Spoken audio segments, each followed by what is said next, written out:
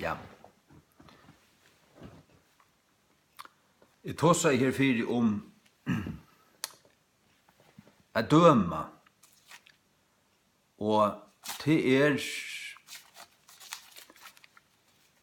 nyståan vær og at Guds år i møte og ta avværer i møte at døma hiklarist. Hvis du sikker sjálvur, hvis du gjerst sjálvur det som du dømer om, eller sier om ånder, men til galdande for til sjálvan, ikke så løys at du bare, at du kanskje øyna for kommet til å gjøre det, men, eller tverrfyrir, men at du lever ut i. Til det kanskje en pastor av der. Så kanskje du ikke rattløye ånder, eller amen ånder, eller harsta ånder. Men du fruer fra du, så det som om du har tidsit han bjolkan ur tunn egne eia. Og ta du føre for å teka fløysene ut eia braurstunds, som jeg sier hun hans av feil, og rattløye han. Det det som det Annars det døming. Og annars måneden mellom døming og rattløying, det døming å sige noe om øyn, og ikke gjøre øyn utve. Det noe som enda litt. Du har tatt det ferdig. Men det rattløying, så det til at vi kommer void, åren, og du minner han av det, så det også en avmenning og rattløying. Etla til avværing. Og du sier bare det som Guds ord sier om de tingene du snakker om, og du setter det fram for det som lurt etter. Og du sier, ja, men Gud sier hett og hett om dette. Og jeg må altså si at du kunne det, altså å avvære at du kunne at livet ditt og i hesen fortsetter det som heter her, så kommer Gud at døme at du kunne så. Det at døme? Nei, det avvære.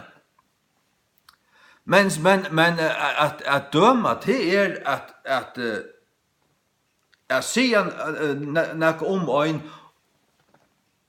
og sier at det er ikke chanser for han. Men hvert hvis Gud sier det, at de som er ferdig i rom, hesa grønsene her, altså, og han Gud avvære det, trudja fyrir, som er romerbrev nøyt, Gud avvære det, det er i romene godt, det er i romene godt, og i romene godt. Og det stender for hver godt, Gud gav deg opp, Gud gav deg opp, Gud gav deg opp. Ja, så det oppgivende av Gode. Så kan du se det ved deg. Så kan du se det ved deg.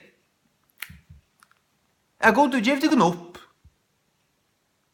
Tid så du mittar, God, du givet deg opp. Og tid det var valgt sjølve. Tid det var herstykker av hjertet, tid skott du ikke om at innehalde at han kunnløkken om God som du høtte, til låt han færa, og tid gav God deg opp. Til kunde av tilbyt han God til døgnet for kjent og sint til, og valgte å søke han mør. Men det skott du ikke om at innehalde det. Og vent hun og bætje og for å tilby at det evneslige og stegen for hin livande God, og han gav deg opp. Og så sa det kunne være så vois, det sa det kunne være voisar i en Guds år, voisar i en God. Og det gjør det darar, det gjør det darwinister, for å trykva menningarlærerne, og stegen for å trykva til God, skapt alt. Og så gav God deg opp, til at myrkja sinne, og til at gjøre anstiggelig ting. Og herfra og fram etter kom sodomie, som ikke mennesker ved djauren, det med mann og kona ved kona. Det hva det Ja. Nå atler jeg leser Romerbrev 2. Ikke Romerbrev 8. Jeg leser alltid Romerbrev 8, øyelig ofte. Nå det Romerbrev 2, fra vers 8. Tog to auumbærligur og mevor, hver som helst ut du som dømest. Tog hver ut du dømest og en annan, for dømest du til sjálvan. Tog to som dømest, gjerst henne som ting, ja, til vel a merkja hvis han gjør det. Han bjør ikke gjøre det. Hvis vi ser man bare hetta vi Matteus 6, som vi studerer og sørste fyrir tog seg om døming, så kanst du altså teka bjálkan ur til negneia. Det at rått oppkjøtta sjálfun, så du altså fri fra tusen du tåsar om. Men her tåsar han altså til jøtar. Han tåsar til religiøsa jøtar. Og til religiøse mennesker. Han vil sannføre deg om det at vi ødel syndarar. Og ta brøy og ta høyla. Men vi leser det her. Men vi må skilje det rett. Så stender vers 2, men videre viser og at Guds dømer samsværende vid sannløyga, og i møte tøymen som fremgjersløyga loter. Ja, det er de som gjør det som han øyne dømer om, men hvis han gjør det samme, så han lykka sikkert som henne, sjølvande. Dømer han henne, eller pågrer at henne for å si at tid må ikke gjøre det her, og han sikkert sjølvor, ja, så blir han dømt for det samme. Han er i samme baltje. Men han bjør ikke være til. Det er ikke givet at han er til. Og Gud vil ikke at vi skulle være til. For søren altså. Men så sier han vers 3, og hoksar til hetta, og mevor, som dømer tar som gjeras lukka loter, og gjerstina somo. Ja, hvis han gjer det somo. Her tåser han altså til mennesker som av etter å døma, men som gjør det samme. Ja, de kunne vant å få samme døm. Og hoksar til hetta og mevor som dømer tar som gjeras lukka loter, og gjerstina somo, at du skal kommast undan døme Guds, sjálvandi ikkje. Sjálvandi ikkje. Tøy måtte være en måneder av at døma og at avværa. Sia, prætika Guds ord, prætika Guds ord sannløyk om det som Guds ord sier om hetta og hetta og hetta. Gud sier hatta og hatta synd, hatta anstigt, hatta for hæsar avløynganar, det som liva alt liv i hæsar tingun til arvits Guds rydje. Ja, det er bare sagt det som Guds ord sier. Men hvis du lever ut som du sier om henne, hvis du lever i nær, så er det ikke Guds rydje. Hvis du lever ut i sjálfur, sjálvande så er det galdant for det øysene. Det er innløysande. Men sjálvande skal du ikke leve ut i. Det skal du ikke. Du skal være fri fra det, så at du vet at du ikke vil dømte for det. Og så kan du avvære andre, og si sannleggen om tingene. Ja. Låt oss lesa Matteus 6 i øysene, eftersom vi har snakket om det. Tror vi til atter bare. Jeg atlas ikke tås i kvöld, Årstid jeg sitter i Atlandet, til sunnet vi sitter i Atlandet og arbeid på Bibelen og funpussa, trøytter og alt det her. Men så blir jeg god å si, kom nu, akkur for arbeid her. Så setter jeg meg her, så at hoksa jeg, nei. Så jeg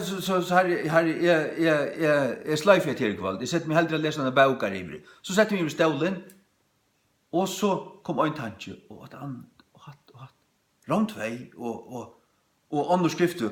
Jeg skriver knapt 6 skrifter nyer, og så måtte jeg sette meg. Så da Herren begynner å prika, så er det akkurat her som han vil at jeg skal snakke om, og så bare komme gongt. Jeg kan ikke bære meg undan. Jeg har valgt å ta noen, og ta gjerje. Hver som ordla minne. Matteus 6, 8-5. Døm ikke, at tid være ikke dømt. Døm ikke, at tid være ikke dømt, for det ikke skulle være dømt. Til vi tog døme til døma, skulle tid være dømt. Dette er lyst akkurat ramt vei. Vi tog døme til døma, skulle tid være dømt, og vi tog mate til mata. Skal til kun at du være mata. Det vil si, så som du matar øron, det som du heldur teir verd, det som du heldur torra skamtur, og du gjør dem den skamten, så som du matar så strengt, og etter du standard. God ser, tar han dømer om til, eller dømer til, så blir du dømt på samme måte. Men heldur du Guds standard opp og prætikar Guds år, og erst sjálfur en gerar av Guds åre, og som dagliga gerst opp rokkenskap vi god, du varst, her som du svipsar, og du varst, du heldur til sjálvan til tan standarden, du heldur opp for i øron. Ja, så dømer du og gerst opptjatta sjálvun fyrst, til en daglig oppgjer, en daglig sjálvransetjing, en daglig omvending, til å halda rokkenskap vi god, og gjøre tingene opp, og rydde opp. Og vi feiler at vi synte at, men at du gjør det opp, og færta fyrirgiv, og færta vaska, og sette kausene av, og gjør det ikke mer, vender om fra deg. Så du kompetentur til å si at vi annor, hett og etter synd. Vers 3. Og hvor skåar du fløysene, som i eia braurstunds, men hugsart oi bjalkan som i egna eia tøynon, du sart feilnar tjøren, du helt tørver rævlige staurar, men du sart ikkje tunnar egno, og gjert ikkje opptjata sjálvun, så du ikkje kompetentur.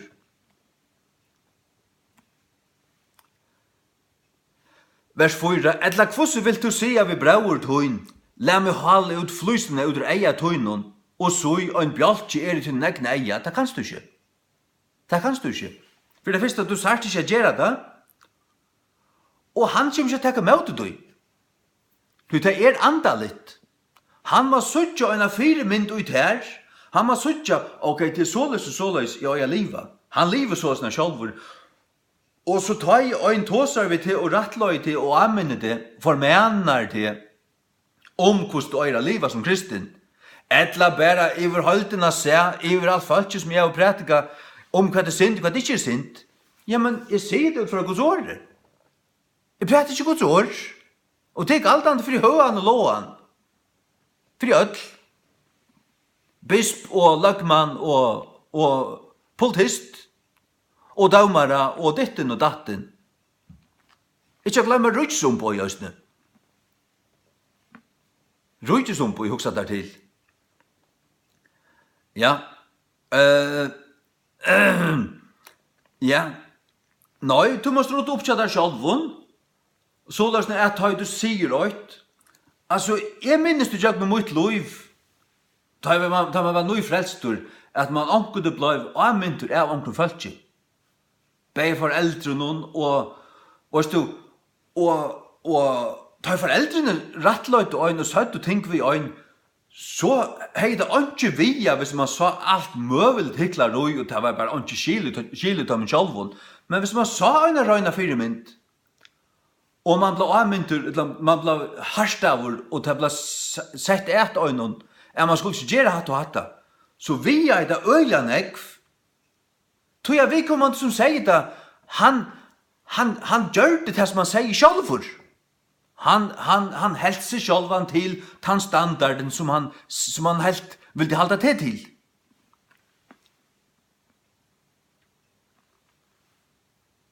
Vers 5. Tun hiklare, fyrst kasta ut bjalkan ut ur tunnen egna eia, og ta skal du sutja klarliga, kasta ut flysina som i eia braurstunds, som kvært. Ja, men dette avsnittet handlar om å døma, så det å døma til sjálvan. Og Paulus skriver oss i ærastande om det, at vi skulle døma okkur sjálv, for jeg vil ikke være dømt av gode. Han skriver om det, jeg har alltid det i Korint-angstene. Jeg skulle døme okkur sjálv, jeg kan finne dette nå, og skøyta det på enden av oss ned. Jeg skulle døme okkur sjálv, hvis vi gjør det her, så vil jeg ikke dømt av gode. Men hvis vi ikke gjør det her, ja, så samlas det opp, så det avskild. Og så døme god, og du vet, men tja, under frelstun det ikke til at man vil bare vreka over. Men det er avløyngar, til at god han hever sånne syklusar, eller han hever nekra rokkenskapar der, og en endelig rokkenskapar der, men òsne vidt som hans bøten, vidt annakvart hesta sikning, vi kunne hesta større myndløyga, god kan forfremma okkun, eller ikke forfremma, men framseta. Sett okkun langt fram. Han kan litt okkun opp. Hvis han lyder åkon. Hvis han lyder av det, så kan han gjøre det. Men ikke kilo der, det bare alt, det bare en stor hyklare suppa, ikke der? Hyklarisk suppa, ja, så hester du her etter. Det god ser. Ja. Så nystående at du skal døme til sjølven. Du skal råde opp til deg sjølven. Og teka bjálkan ur til egna eia, som at råde opp. Leta Guds ord døma til at venja det til å være en gerar i årsens. En gerar i årsens, og ikke en høyrar i øynans, og her vi svitja det. Du sviker til sjálvan hvis du gjør det sier Jakobs brev i 8. Ja. Leta oss så færa til Johannes 6:24.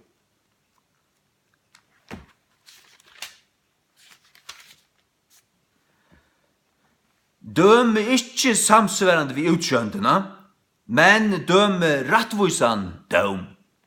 Døme ikke samsvarende vi utsjöndena. Det utvarstes, det utsjöndena, det naturliga eia, det naturliga horen, det to sjálfur, egentlig. Det etter kjøtenen, kan man säga. Etter utsjöndena, det lukka som latt og glatt, det lukka som det som du bare det som du heldur. Men du skal døme rattvisan døm, det at du skal halda deg til, opp til Guds standard, Guds ord. Og det som du sier, det må være sannløgjen.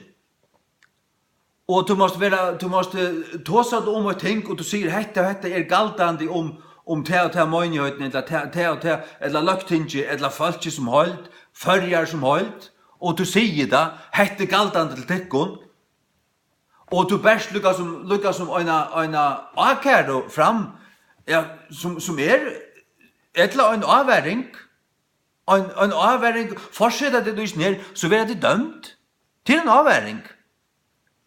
Så måste du være voiser utui. Og det kan man være. Man kan kjenne Guds ord, og søtja til at såløsden dømer godast tingen her, og så det til at du lever og ut og inn i samfunnet, og du snakker vi om det tryggvande, og du varst hver brennande, hver sånn tryggvande, og du sars bare til hæsen, sier alt det samme om at det er rævligt. Hette kommer enda gale. Så varst du hever lukka som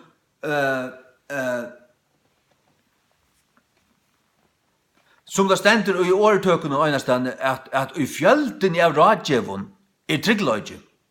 Og i fjölden av radjevun tryggleidje. Du fært ikke ønsomatlur, det ikke bare to, men du varst bei baptister og onkur pinsur og nekkur heimamisjonarar og ditten og datten, folk som du lyder av, ordentlig folk, sier det samme. Du behøver prate med deg, du kommer inn og hatt tingi her, og hatt av nystovan til hæsson, og så varst hva Guds ord sier røysene. Nei, jeg må ta som at det her. Og så gjerst du det, og du leser Guds ord, så begynner du å snakke om det, og så kommer han høyt fram, og til samfører høyraren, men det er Guds ord som mynteløgjen. Det er Guds ord som mynteløgjen. Og det er Guds ord som kommer å døma deg. Hvert synd, hvert grønnsan, og alt det her. Alt det her. Ja. Men det er allukkavel så at åttan du vil endurfødder, så er du ikke frelstur. Men vi må sannføre folk om synd allukkavel. Allukkavel. Må synd være synd, og synd er synd til ødlun. Bei frelstun og frelstun. Hvis man sier bare til at det som er synd, ikke langer er synd, så er man vittløyt og snutt og bedrige bei seg sjálvan og ødl, og taler man om det og uttøy og brøy det ut, så er man en svikaprofeter. Så er man en svikaprofeter. Nei, så at endurføying må finne seg sted, men sjálf tjøynen endurføyten synder han, så er det synd. Sjalt om du er frelst og du synd er vaska, så kan du færa skøyver og færa ut i synd og dodja. Du kanst dodja. Det må ikke hente. Du må dagliga vende om, dagliga gjøre opp. La meg lese det. La meg lese det. Det er ikke 8 av du som jeg ætler å tenke, men la meg lese det likevel. Jakobs brev 5. 29. Brøver. Han skriver til sånne kristne brøver. Brøver. Frelste brøver. Og Jesu Kristi. Nå er vaskar Jesu blaue, innsiklar vi halv andan, brøver. Om nekar av tekkun, færre skøyvor fra sannløyganon, og øyn omvender han, let han vita at han som omvender syndaran fra vilfæringen av hans veie, skal frelse øyna sal fra deia, og skal fjalla fjölde av synden. Taber til, tjøyne brauer er fra skøyvor, og ta må han omvendast atur. Og i sunne vittløyto støvo er han deir, du han må frelsast fra deia. Og hans synder er og saddar. Tog at vender øyn han atur for han innatra sannløygan, så han gjer opp og kommer atra gengel ljøsnen, så ver hans synder som han gjørte, men han var færre en skøyver til å være fjaldar atur. Tog må han vende atur, han må komme inn atur, han må gjøre opp, og bli enda noe javer. Så mykje for eternal security, til en djevelsens falslæra. Så fer vi til 4 Korint 14, vers 3.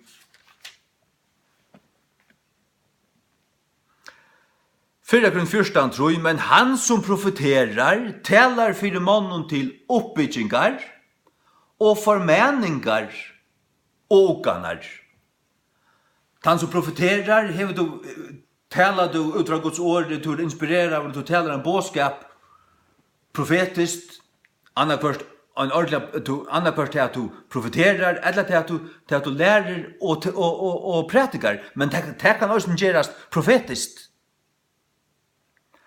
Han som profeterar talar fyrir mannen til oppbyggingar og formeningar. Formen er et amena. Det er et rattløya. Det er å se det hardt. Og at folk skulle vite det. Det var hardt før. Jeg minner ikke noe her. Og åkanar. Så at her er også en formening inni uthøy at tala profetisk. Det er en triingur av det. Ja. Oppbygging til er lukka som at læra, til å leggja fundament og byggja og kunnløyga. At formena til er, ta du hever vært og neva folk void, men det gjør ikke det som det er lært, så sier du, til vet det vel. Jeg sier det for tutsjen du fer. Det skulle minnes til, og akte til. Så er det formening. Og åganar, det er ta anker som er bråten og hjertabråten sinna synd, og du sars til, falske viganger sinna synd, det er hjertabråten, det er ærlig, så åga du. Så båa du Guds nøye og Guds fyrirgjeving. Du båa ikke Guds nøye og fyrirgjeving til folk som vil konfrontere sinna synd, men som herer seg og sier, jeg har omga synd. Det gjør du ikke. Gjør det her, herer seg og sier at omga synd heva, så skal du bare være herre i møtdømmen. Etla god sier vitt du vorst at gestvæsen her, jeg gjev deg opp. Det kan også godt være. Så da 17 Timotheus 3, 16 og 16. 17 Timotheus 3, 16 og 16. Öll skrift er given vi uiblåstri av gode, og er gagnlig til Guds læro, til uirattasetting. Uirattasetting er det samme som formening og anmenning. Uirattasetting, til folk er last, men så bør jeg tenke for av kaos. De vita vel, men de vil ikke akta. Du sarsta godt. At han lyst omkon. Elskar du deg, så sier du sannløkan bort vid deg. Det er i rattasetting. Det vet jeg til vel. Så det i rattasetting. Det er alt du fordømmer. Du elskar ikke okkon. Jo, du må si at du elskar deg. Du vet at det hever alvorlige fylgjer hvis det ikke rattar seg opp. Du rattasetter du deg. Det er akkurat som du gjør for bøten. Hvis du elskar ditt baden, så måste du si dem. Hver er fyrir tås, eller nesten hver er fyrir tås vi sonen som han bor i Osland, nå er han 18 år, men fra til han var pekkelud, fra til han dødde at tåsa, så sier noen ting vi han, gå vi elskar jeg. Byrja omgant hui røyk, og byrja omgant hui drekk, og fader ikke en kone som røyker eller drekker, fader en ordentlig kone. Har vi sagt vi han. Og andre ting. Til rettasetting, til anmenning, og til livsynsløy stendur tja årtøkunnen 4. Alt skrift er given vi uiblåster av godi og er gagnelig til Guds læro, til rettasetting, til rattløying, til undervisning og rattvise. Undervisning. Alt skrift til å si at Bibelen, alle de 60 bøkene i Bibelen, det er gagnelig til undervisning og rattvise. Jeg lever rett. Jeg retter seg opp. Jeg læres opp av genga rett. Da jeg sier genga, så er det vandra. Det er, jeg har en rett av etfyr. Godeliga, til godeliga levna. Godeliga levna. Det er det som vi tar seg om her. Undervisning og rettvisning til trening. Fyrir Guds maver må være fullkommen, fullvegis utgjørtur, et ødlun gauun verskun. Det er det som Guds ord er givet til. Det er givet til Guds læro. Her skjeiting. Alt skrift, det er alt skriften, alt skrift er given vi uiblåster av gode, og er gagnelig til Guds læro, til rattasetting, til rattløying, til undervisning i rattvise, for Guds maver må være fullkommen, fullveis utgjørdur at alle gavn verskon. Skjeiting, det er det alltid. Nastan alltid. Ta det er nekka som er fullkommen. Ta det er nekka tja gode, men ta det er om hvordan høymeren er, hvordan fallene er, så er det ofte ikke til. Ofte sned i tøl. Men det er tøl av enda enn ta tøytning på Bibelen. God til skille gode. Paulus er sjokk som at det er. Nei, han som har givet sitt år ved uiblåstre, det er god. Han har givet sitt år. Halleluja. Det var jo ikke menn som taler av å bære av seg sjølven, ikke? Det kan lese øsne. Tror vi til bare. 4 Peter.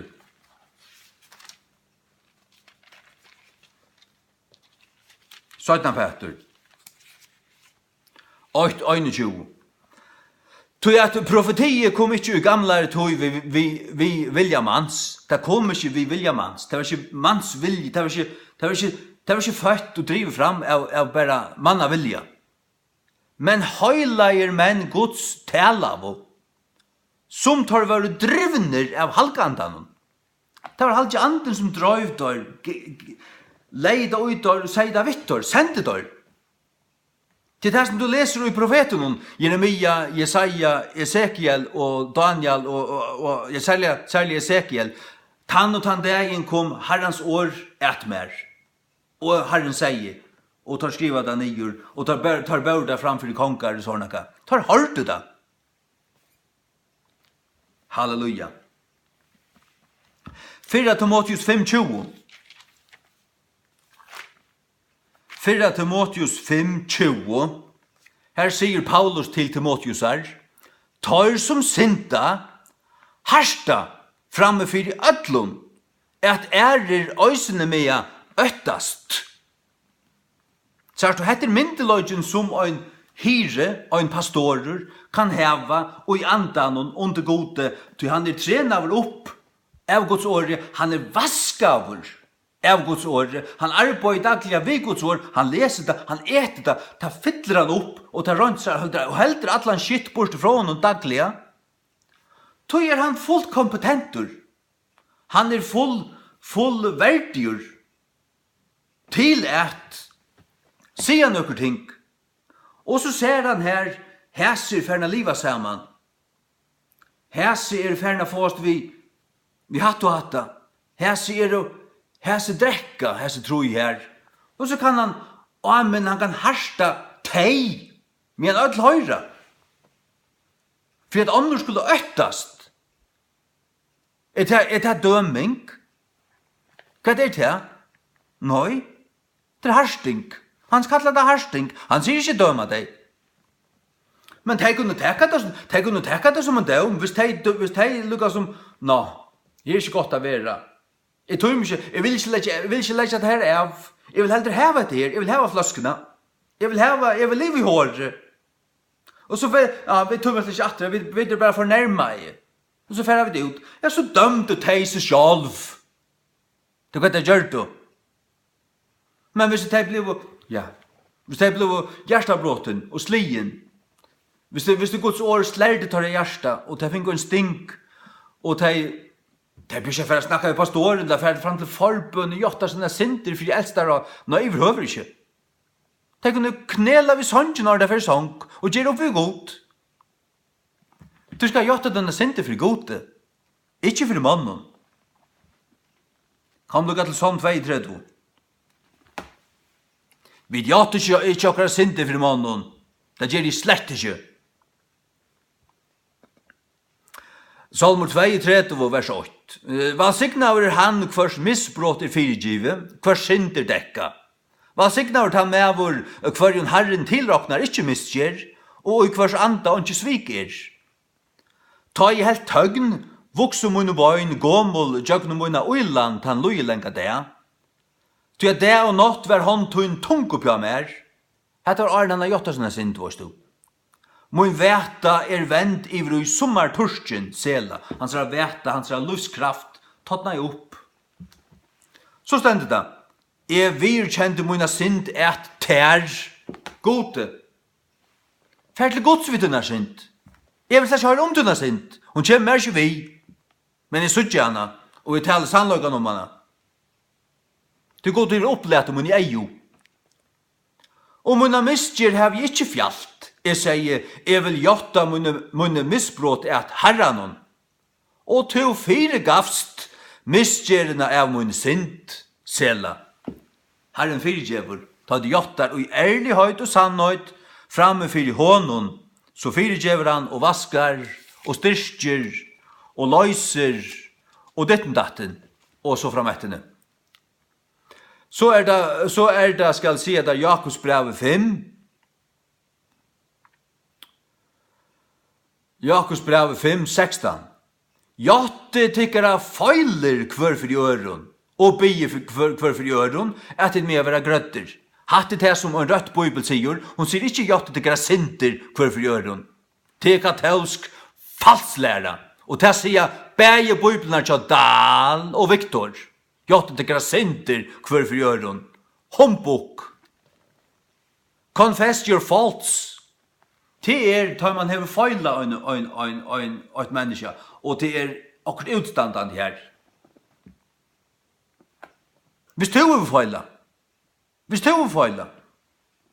Men akkurat det det så at ting kommer opp som bare ikke kunne gjøres i stand. Og det sørst du en tag med til apostlene her, at det var 2 drater her, og sommer var bare falslærere, altså. Sommer var bare her, ville bare gjøre for 3 og skapa klantor. Og tog Paulus bare og skilte brøverne fra, og fører bare inn i en skola tja tyrannese og helt møter her. Og han fører ikke, og finner tid ilte av sånn her, og ikke så ut. Han var skvett. Han riste støv under føttene bare, at det var tid vil ikke takke møte, vi fører til høytingene her. Ferdig ut. Det tar man upplärd, tar man är stärskur och rättvisor. Man vet tänkande och man följer det andan vars kvärt. Det så fältjen här är alltså av häsenslänen. Ja, kvart, alltså nu har du prövat så långt vi vet det. Du har toast, du har checklast, du har prövat ha vi gåen, du prövar elbruntor och du har prövat allt möjligt och ta vilja bara slett inte lusta eller tacka vi något som du säger. Så vänder du där och färs bara en annan väg. Ja, nu färd till höjtingarna. Ja, nu färd jag bara ut och stående en husman, jag vet. Nu nog alltså. Nu nog. Ja, nej, vi gjorde synderna för gode och feiler fyra mannen. Kallmannen och kvennmannen. Så är det 4:5. 4 Korint 5, 12-13. 4 Korint 5, 12-13. Så kvært har vi at gjøre vi at døma tøyr øysten som utanfyre. Døm ikke tid tøyr som innanfyre. Men tøyr som utanfyre. Utanför kyrkjena. Utanför Jesu likam. Døm god. Ta det kommer til å døma det som utanfyre. Vi kunde se dem, vi kunde avvärda dig, vi kunde se att vi hade kvärt, alltså det här som ditt liv var i här, alltså till visa det som satans böd. Och till egentligen, alltså vi tog motiven att det måtte räkna vi, att det måtte finna en kälk, att det måtte vikinge, att ankor måtte vakna. Det händer vi först. Och så är det ösnet här att som vi läser här i 4 Timoteus 5:20 att avvärda och se att vi öll för att annars skulle öttast.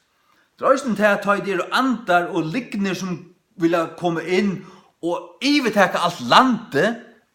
Att så löser det sig så är det faktiskt rätt att tåsa vi allt landet om sig tingene. Självt det är ganska nekvantryggvant som lusta ganska 40%.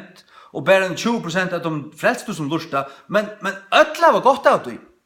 Ötla var gott av att höra sannlagan om det. Det är omkun skeja. Omkun. Att du pratikar sannlagans år. Att du kundgjert hva Guds år är för att säga om tingene. Det är omkun skeja. Det är omkun du får kärst. Det är omkun du får kärst att säga att God säger alltså att livet är så arvar du ikke Guds rydde. Ja, men God sier det. Jeg føler meg så fordømt han. Ja, til du sint så fordømende. Vars to røyner, så hei du omgang bjalk i egen. Etla en av fløys, ikke, først i bjalk etla fløys. Og så hei du sagt, ja, så hei du nikka. Jeg gløy meg omgang til, det var 2006, jeg var kottla fyrir til onker sommermøter her, og jeg hei en kraftig anmenning om 2-3 ting. Synder og ting som var kroppen inn, og at det var klapparar, karismatikarar, du varst, ekvelja lattligvand, det var vindrige folk, du varst. Og jeg prætiget her, og kom vi en kraftigere anmenning iver alt folket, her var trusfolk. Det var bare 2 personer inne som bare søtt og amen. Amen, ja. Og henne börjar av solasnär, og så sa du det, solasnär, og så du faktisk bara sån svörst, stinkande eier fra dem, allt det som etter av kvölden, og faktisk så igjen du sier det tingene, så det bara, altså det smullast ikke på det, det heter det egentlig. Hva hendte her? 2 personer var røyner, og 8 trus var du kasta skiten.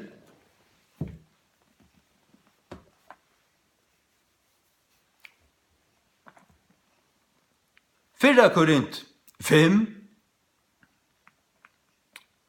Jeg har lyst til det her. Hvert har vi at gjøre vi at døma tøyrøsene som er utanfyrir. Det er tomt Paulus ikke forst vi. Endelig for å pilka vi for å forst vi de som er utanfyrir. Men tilfellet er Jeg tar, og så gledebådskapen byrja fra Israel, så får han ut etter og tar kom til. Det var en frontor. Det var folk som omgang var pura avlysen og avkjent ved Bibelene. Men tar du prætikar iver føringar, så då altså, jeg hørte det her fra en mann og det som jeg snakket med en mann som er vært i Aulasøk, og han sier til at bøynt av en enda sangløtten skulle komme, så har jeg vært en sånn, altså, et utemøte til frelsen her noen, og alt folk ikke var samlet til det her, ikke endelig til møte, sier han, til at de stod bare her klar til å synge at han. Men anden virket, og akkurat som de ble still, til at det var godt tja tusen talet. Det var godt tja sånn her Njål, det var Njål i Norra, Gøtetroboeren i Oslo. Og så tar han be, det var flere tusen folk som stod her, og alt lort deg. Og så be han fei var, og ta runka i ødel be og fei var. Ødel då fei var. Ødel kjenner at det tog ikke bøyene og i fargen sådla så. Utrolig vel. Nøklunda. At vita nøklunda syndaflåne, ja. Og første Mosebok skapene, ja. Og Sodom og Gomorra, ja, god dømte, ja. Du varst også hvor god dømte Sodom og Gomorra. Du varst alt. Men du kunnløyge, du aktar ikke du kunnløyga. Du gonger møter honom. Du kommer til kunnløyge at døma det. Det freier at du ikke visste. Hvis du ikke atler der akta da, så vanvir du god. Og så det at du ikke blir fei var, og synger en salm her, og fettler et tar, eller akkurst, for til kyrkjo og jævlun og Aulasøk og et eller annet. Nei, hatt heklar lauter. Det må være ekta. Det må være jøgn og grupande. Tvørst jøgn. Og Jesu navnet. Amen. Jakobs brev 4:16.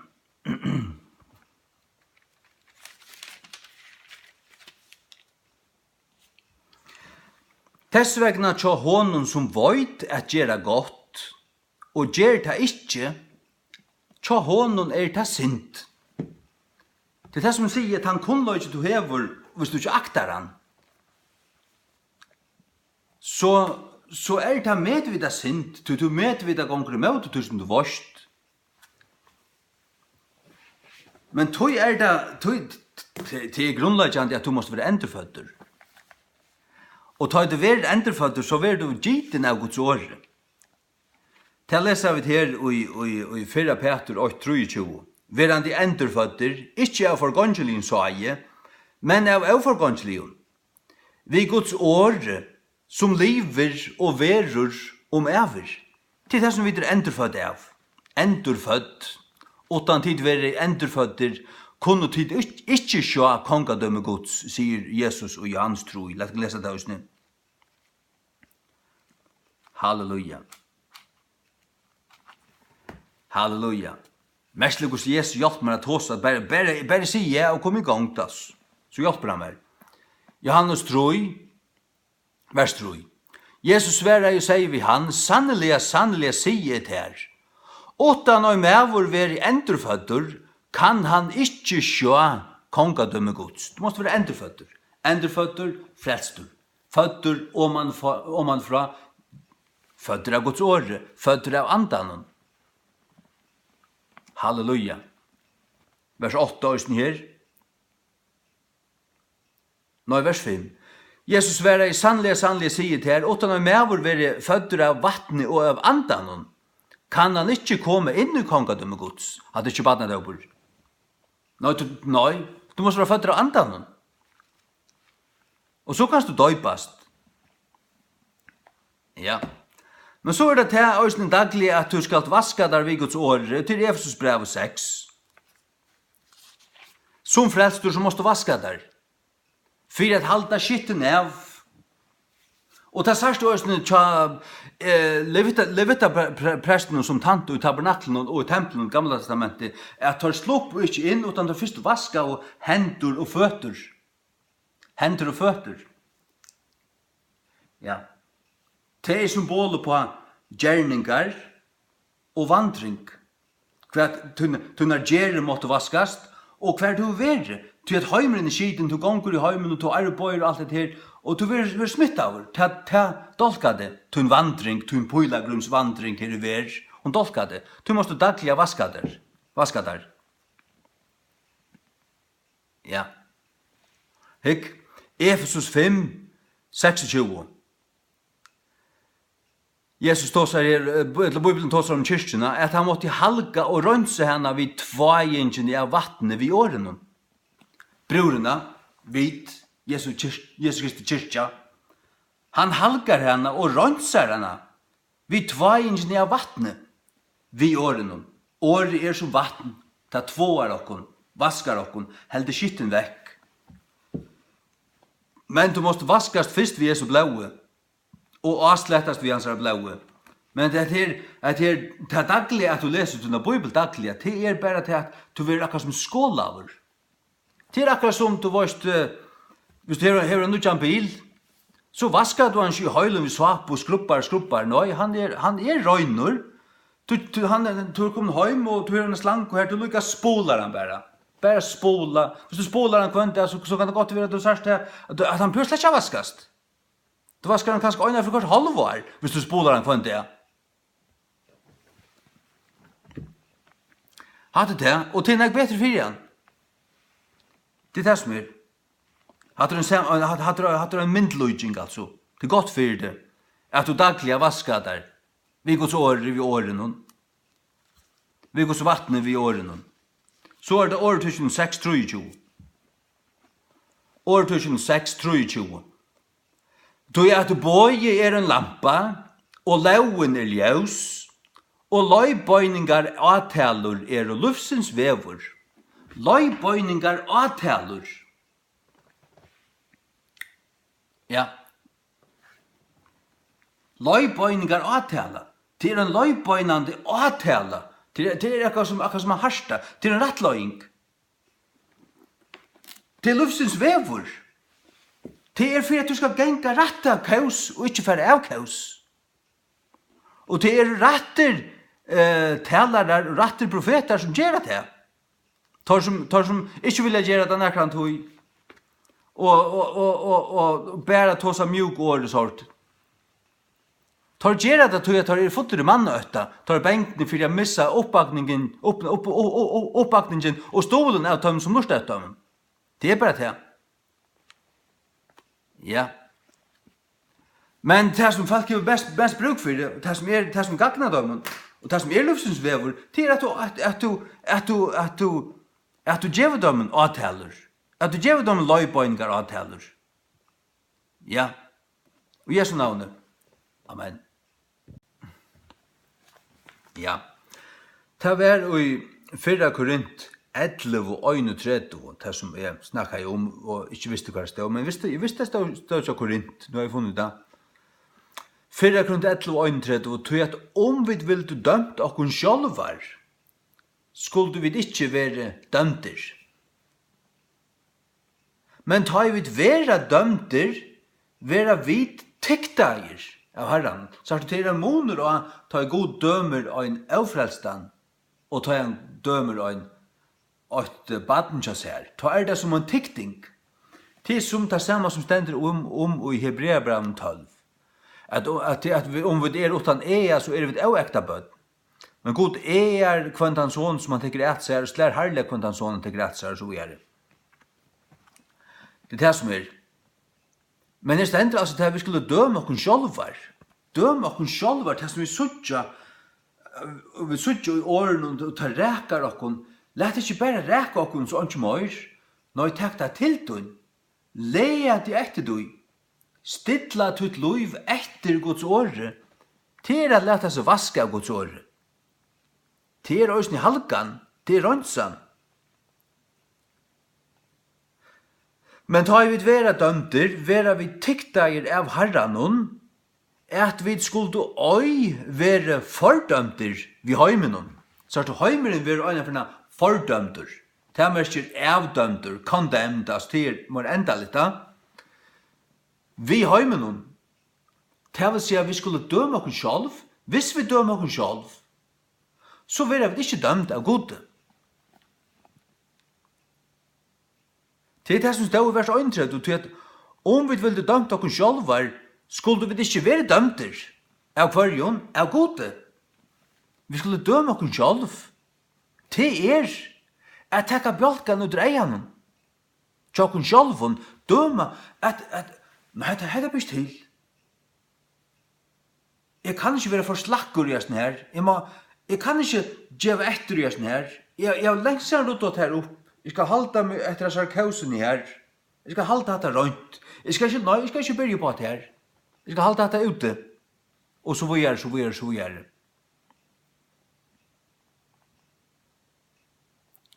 Til dømes til at jeg og må noen høyta vannlete vi kvørst kan teka for døren til. Og det er en grønnsol, liksom. Men så merker man omkring til 18 år, nei, du vorst. Jeg sier bare at det er ikke mot snatching av det, men det er øyda oppe på det. Ja. Er det ikke tog, man er så høyt høtti, og man mener det så høyt, og man er så vannlater, og det er alt leiv tog, men det er somme ting som i år som man ikke skal sige, som man ikke øyre sige som frelstur.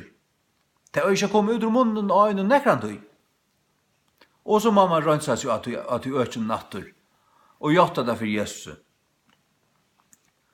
Og jeg vil si akkurat som at tid som lortet meg ikke tiltikkere, fyrirgjev meg at jeg skal hava brukt år som tid vita, og jeg vet ikke øya kom ut ur munnen og en frelstund. Og det skal jeg teka til ettekk der, ikke at jeg skal passe på at det ikke kommer ut ur munnen.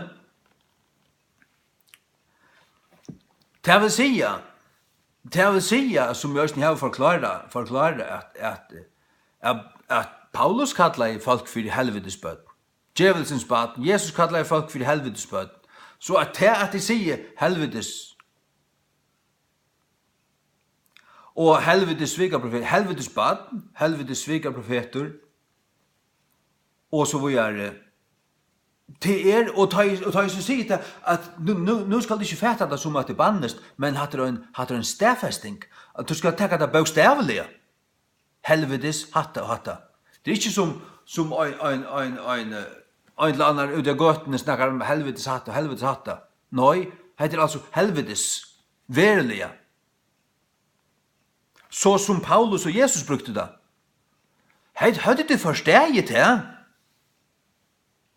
Så jeg slett ikke pjørst at be om ombering. Men egentlig er det til at man snakker vi noen folk at rundt nu, og de snakker om at her, du er heldig grov av munn. Så hun sier, jeg vet ikke, så må jeg rannsaka. Men jeg sier bare at skulle det være noe som jeg finner ikke ilt av meg, og blir støtter av tog, hva sikkert han ikke være støtter av tog. Skilt her at ta i det kommer ut ur munnen, altså skal skilje det bokstavlige. Bokstavlige!